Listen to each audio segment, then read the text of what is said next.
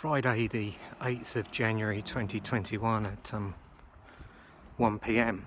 and last night my parents had their first COVID-19 jab.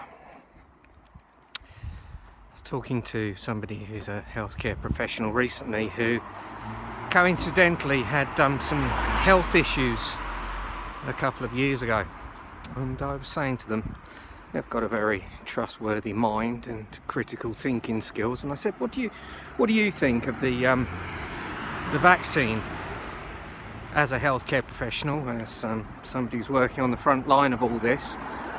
And they said to me, with the amount of drugs and with the amount of toxins that me, especially, meaning this person, and all of us tend to put into our bodies, we adopt this sort of attitude of, oh God, no, I wouldn't do that. And you know, the irony is we drink and eat ourselves after death and then get all conspiratorial about things like vaccines. It really made me think. I've spoken about this hypocrisy recently, but about 10 years ago I fell out with a fellow YouTuber who was on the same sort of tip as me, doing the same sort of subjects. They were extolling the virtues of marijuana, and you know, it has to be said that the health benefits of cannabis and cannabis oils and the like, and the uses of hemp, fantastic, there's no getting away from it. But this was a person who just smoked it. There's no health benefits to that whatsoever. You know, with the temperature that weed burns at, it's going to do you a lot of harm. You know, alcohol, yeah, it's got health benefits, but you can't sit at a pub drinking 7 pints a night and say, yeah, well, I'll do this for health reasons, you know. Those words have really stayed with me, though, about the amount of crap that me, you probably willingly have put in ourselves over the years, and then get all politically and New World Order related militant when it comes to a vaccine. I know people involved in medicine, I trust them. I know a lot of conspiracy theorists, and I don't trust them.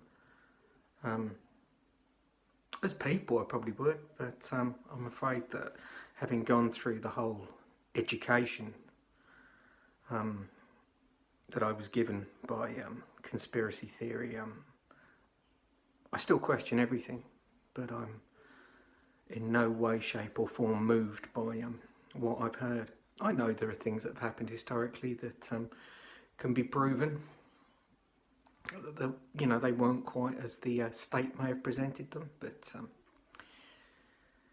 I really do think with regards to what's going on right now, it's just better to err on the side of caution. I've put so much crap inside myself in my life, so have you probably, that one more bit of shit, if it doesn't work, ain't gonna hurt anybody. To mistrust of mainstream healthcare, but it's also about this sharing of misinformation. So I kind of want to combat that too. Now, as I said, I'm definitely not a coronavirus expert, and I have been looking to experts in the field for their understanding and interpretation of the information.